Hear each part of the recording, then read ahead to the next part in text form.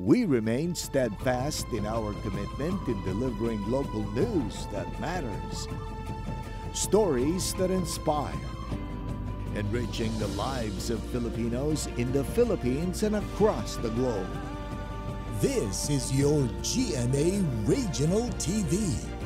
Buong puso para sa Pilipino.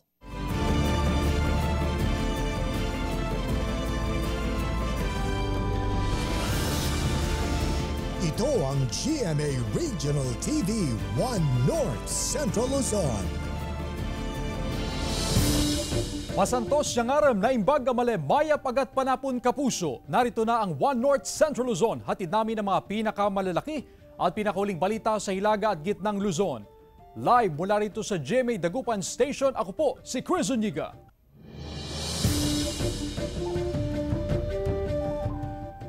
Dumulog sa PNP ang ilang biktima ng multi-million investment scam sa Mangaldan, Pangasinan. Nakatutok si Russell Simorio, exclusive. Dumulog sa pulisya at barangay hall ng Bunlag, Mangaldan, Pangasinan ang ilang residenteng biktima umano ng investment scam. Kabilang dito ang 23 anyo sa si Angelica, hindi tunay na pangalan. January 2023 nang pumasok siya sa investment scheme sa pangakong 30 hanggang 40% na interest rate ang makukuha niya kada buwan. Sobrang sakit. Opo, tapos nagtitinda lang po ako ng mga manok. Yun. Tapos pinaghirapan ko rin po yung perang yun. Hindi lang po basta pinulot or hiningi. Sariling sikap po talaga. Umabot sa 1.4 million pesos ang naipasok sa investment scheme ng pamilya ni Elma. Di rin tunay na pangalan. Labis ang panghihinayang, lalo't gagamitin sana ang pera sa negosyo. Gusto ko siyempre mabayaran kami kasi pinaghirapan ng dalawa yun, yung manugang ko, tsaka yung anak ko. Ilang OFW rin ang nabiktima. Ang itinuturong utak ng investment scam ang magpinsa na sina Sherry Ann Daus at Joyce Lahera na residente rin ng Barangay Bunlag. Humarap sa news team ang ama ni Sherry Ann. Humihingi siya ng dispensa sa mga biktima. Tumanggi naman ang pamilya ni Lahera na magsalita. Nung una kasi, maganda yung patakbo na kapag-payout sila.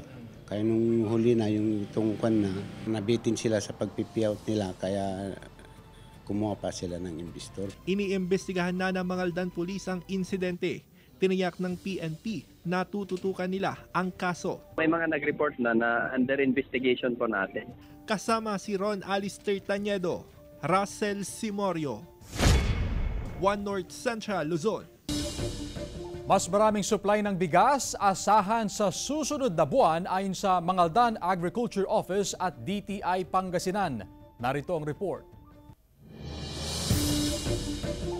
Hindi na lamang nanggagaling sa Cagayan Valley Region ang supply ng bigas na ibinebenta ni Joseph ng Mangaldan, Pangasinan. Meron na rin galing sa probinsya ng Pangasinan. Asahan pa raw ang mas maraming supply ng bigas simula sa susunod na buwan na umpisa rin ng harvest season ayon sa Mangaldan Agriculture Office. Expected po na bababa na po ang price ng ating bigas sa pamilihan kasi po ay parang sabay-sabay na rin na mag-harvest ang ating mga magsasaka. Marami pa yung supply. Pag maraming supply, siyempre po bababa po ang presyo ng ating mga produktong bigas. Bagay na sinang-ayunan din ng Department of Trade and Industry Pangasinan. Pero sa kabila nito, wala pa raw abiso kung malilift o maalis na ang price ceiling sa bigas. Ang trending kasi ngayon, Joanne, ay pababa na yung presyo ng bigas, no? Kasi anihan na. Marami nang nag-aani at nakita naman natin, no, mga kalsada puno na ng palay.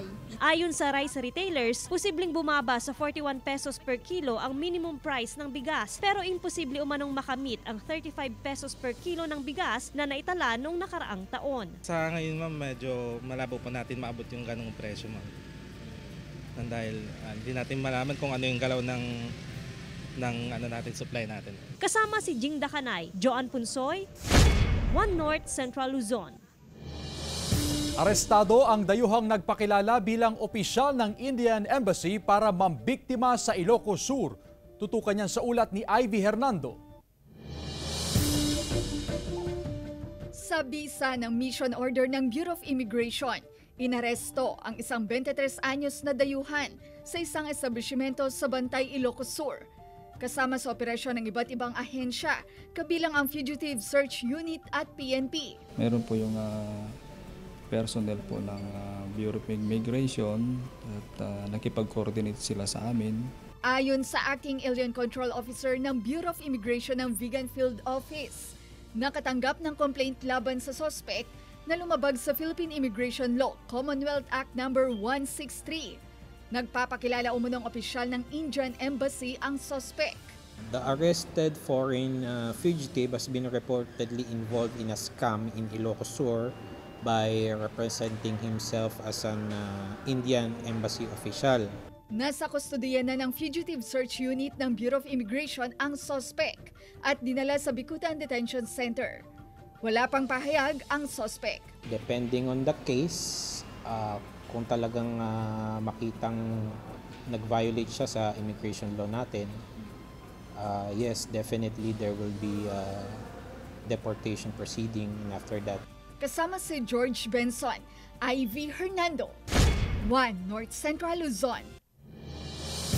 Sa pool naman sa CCTV ang panloloob ng 2 lalaki sa isang tindahan sa San Juan, La Union. Sundan sa report ni Claire Lacanilaw. Makikita sa CCTV camera ang panloloob ng 2 lalaki na pumasok sa pinto ng isang tindahan sa Barangay Ili Norte, San Juan, La Union. Dahan-dahan na isinara ang pinto. Makikita rin sa video ang isang lalaki na naglalagay ng mga paninda sa dalang bag, habang ang isang lalaki naghanap ng maaari pang makuha sa loob ng tindahan. Umalis din agad ang mga kawatan. Aabot sa 5,000 pisong halaga ng paninda at kita ng tindahan ang tinangay. Laking gulat na lang na may-ari na bukas na ang pinto ng kanyang tindahan. Nasilip ko po mga bandang 5:30 a.m. Nakabukas po yung pintuan ng store namin. Nakala ko nakalimutan ko lang inailak kagabi. Tapos yung bumaba na kami. Kasi nakita na namin na nasira yung padlock. Yun na nakawan kami. Inireport sa otoridad ang insidente. Ayon sa pamunuan ng barangay, nagsasagawa sila ng pag-iikot sa mga kabahayan upang maiwasan ng kahalintulad na insidente. I-meet ko yung chairman ng mission order. I-meet ulit namin yung mga tanod para extra alert sila. Claire Lacanilaw, 1 North Central Luzon. Sa ibang balita, mahigit 500 job vacancies hatid sa job fair sa Calasiao, Pangasinan. Tunghayan sa report. Hindi pinalampas ng criminology graduate na si Joshua de la Cruz ang mag-apply ng trabaho sa isinagawang job fair sa Calasiao, Pangasinan. Habang hindi pa nakakapag-take ng licensure examination, nagbaka sakali muna siya maghanap ng trabaho para makatulong sa kanyang magulang. Malaking tulong din po sa akin to, ma'am, kasi wala din akong ginagawa sa bahay, mostly. Parang gusto ko din makatulong kay nanay, mabigyan sila ng mga pera, allowance. Maging ang inang si Diana Tapiador na ilang taon ding nawalan ng trabaho dahil sa pandemya, nagbaka sakali ring makahanap muli ng trabaho sa job fair. Kung papalarin, malaking tulong daw upang matustusan ang pangangailangan ng 8 taong gulang na anak. Makahanap na po ng trabaho sa ngayon. Nagsarado po kasi yung pinagtatrabahoan ko po dati. Ayon sa Calasiao Public Employment Services Office, nasa mahigit 500 na trabaho ang alok sa mga job seeker. Kabilang narito ang skilled, manufacturing at sales and marketing. Kada job fair, syempre ang target natin at target din ng DOLE at syempre ang ating butihing mayor, syempre gusto rin po niyang magkaroon ng hats for every job fair. Pero nandun pa rin po tayo sa ng mga employers kung papasa yung mga or qualified yung mga applicants. So pa rin natin na merong hats at merong maproproduce na hats for every job fair na gaganapin. Patuloy rin ang pag-iikot ng Calasiao Peso sa mga barangay upang magsagawa ng training at seminar para sa skills development ng mga residente na maaari nilang magamit sa paghahanap ng trabaho o pangkabuhayan. Isa lang ang job fair sa natin sa Peso. Meron pa rin tayong skills development in which nangyayari ngayon, nandun sila sa Gabon, may mga training tayo na nagaganap para at least after ng training is ma-employ sila. Kasama si Henry Dominsil, Claire Lacanilaw, 1 North Central Luzon.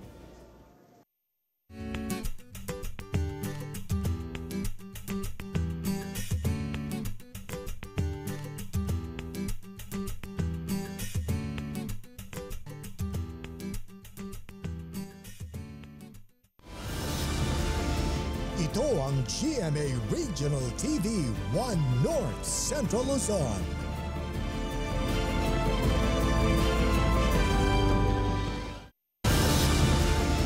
Ito ang GMA Regional TV 1 North Central Luzon.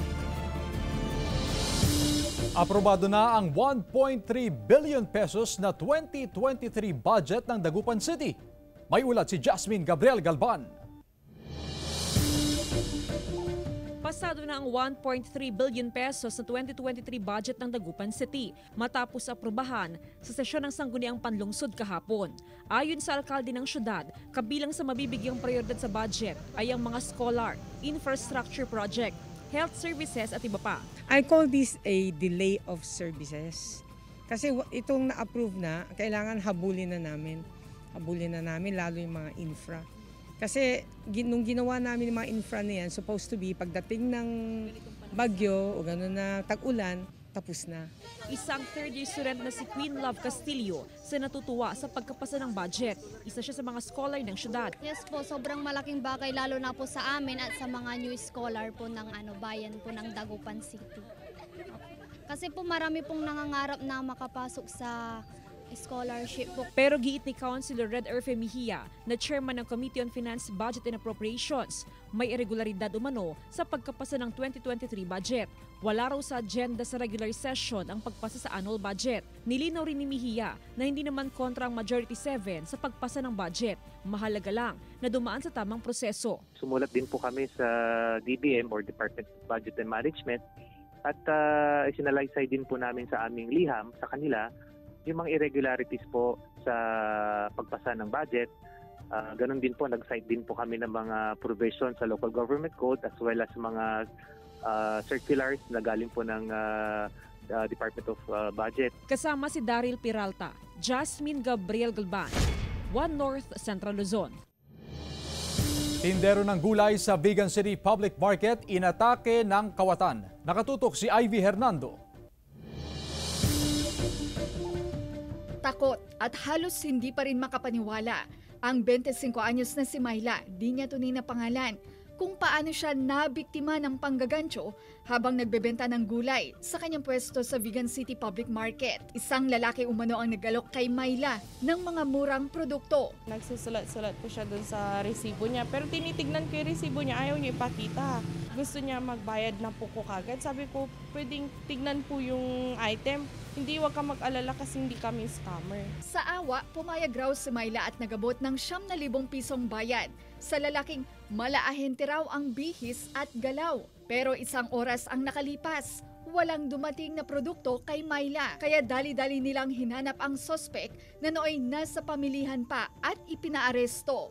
Si Myla, na-hypnotize umano. Halos 3 oras bago raw nahimasmasan ang biktima.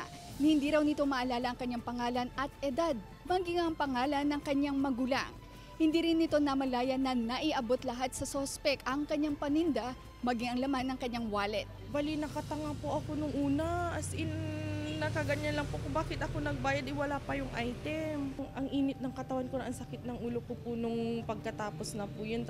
Tumanggi na ang PNP na iharap ang 30 anyos na sospek na taga San Carlos City, Pangasinan. Inaalam pa kung mayroon siyang kasabwat. Desidido ang biktima na magsampa ng kaso. According sa kanya, siyempre, yung denial, siyempre, wala namang mga nag-provide na sinasabi nila na yung ginawa nila inaamin.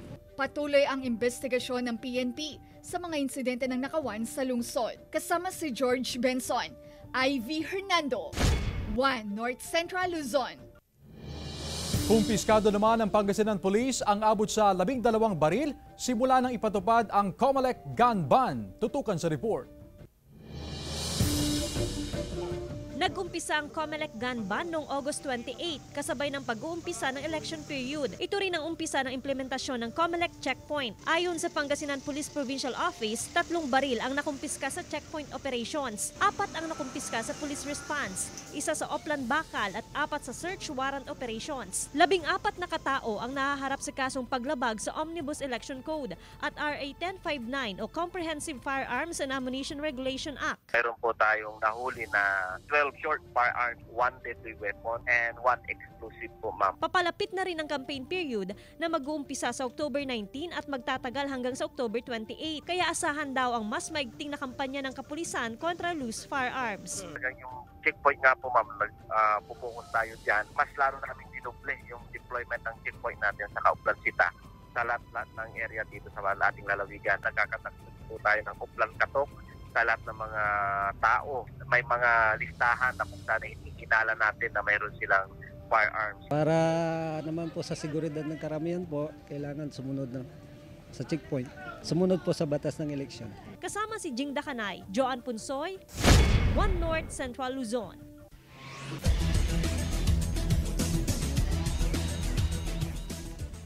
Mga kapuso, nalusutan ng LPU Pirates ang Letran Knights sa kanilang laban sa NCAA Season 99 sa score na 70-69.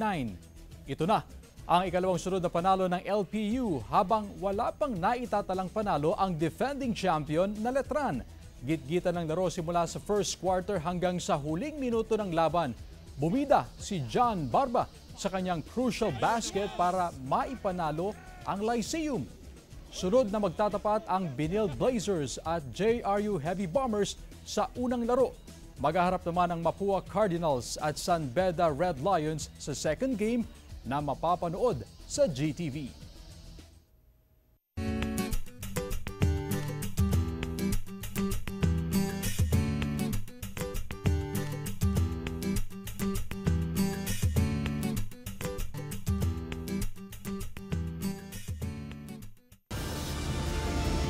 Ito ang GMA Regional TV 1 North Central Luzon.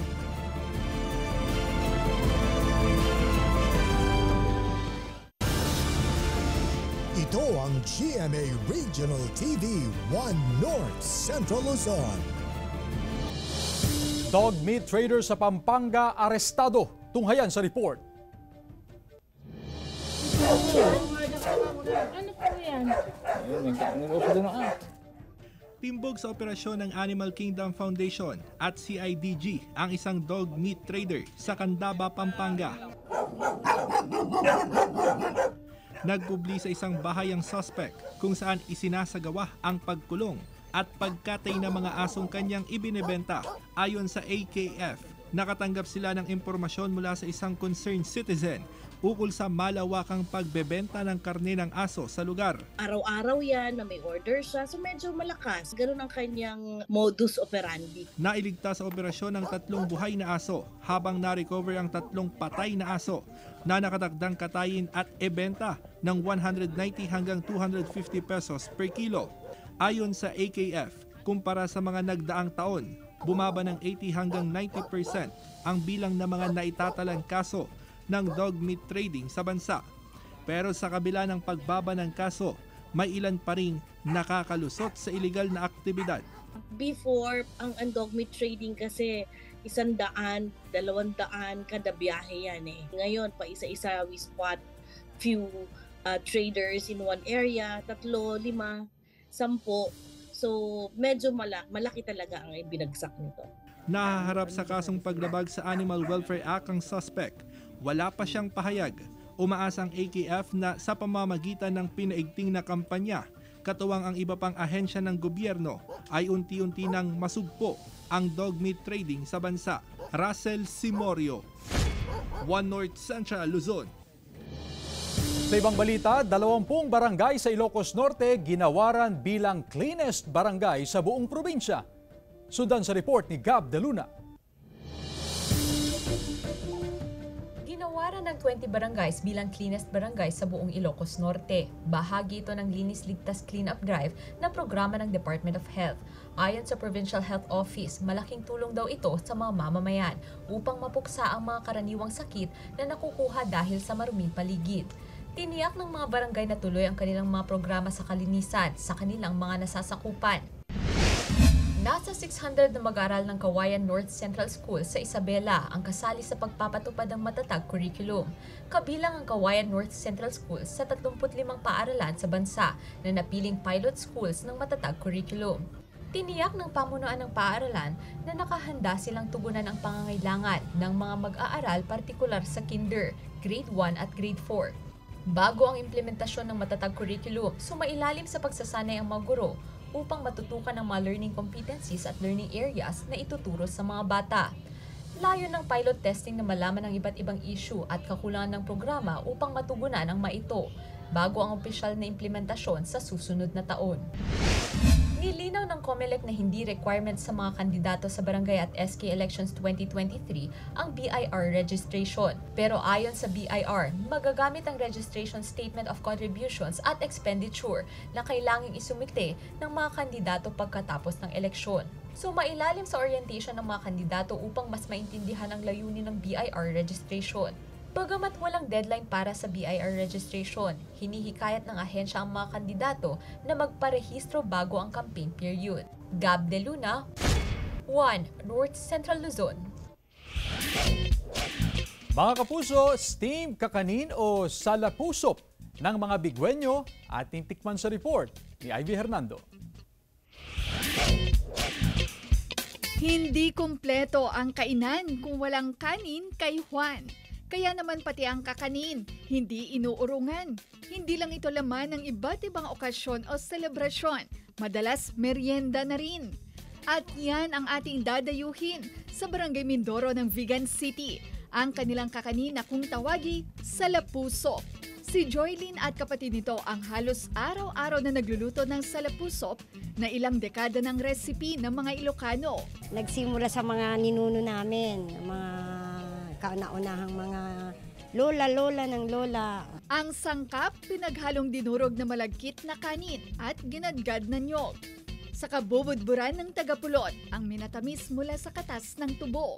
Ilalagay ito sa ibabaw ng bao at ilang segundo lang, luto na ang salapusop. Amoy pa lang nakakatakam na. Steam ang paraan ng pagluluto ng salapusop. Pinasadyang lutuan. Sa gitna ng bao ay binutasan kung saan doon idadaan ang tubig na siya magluluto sa kakanin na salapusop. Salapusop dati, ito karaniwang merienda noon ng mga taga Mindoro. Kasi sa Mindoro lang talaga meron ganito. Tapos na-discover nila na hanggang naging negosyo. Perfect combination daw nito ang miki ng mga Ilocano o di kaya'y sa kape. Ang kabuhayang ito ng mga Bigenyo nais na makilala ng mga turista. Yun sana yung gusto pa namin i-develop, yung barangay tourism para we could go out to other barangays here in Vigan. Ipinagmamalaki ng mga Bigenyo ang buhay na tradisyonal na pagluluto ng salapusop na patuloy na nagdadala sa nakagisnang lasa ng kakanin na dekada ng tinatangkilik ng mga Ilocano. Kasama si George Benson, Ivy Hernando, 1 North Central Luzon. Mga kapuso, 88 days na lang, Pasko na. Samantala, mapapanood niyo po ang episode na ito at iba pang pinakuling lokal na balita sa official website ng GMA Regional TV, www.gmaregionaltv.com. Pwede rin kayong bumisita sa aming official YouTube channel, GMA Regional TV, at i-click ang subscribe button para sa pinakamainit na balita mula sa mga rehiyon.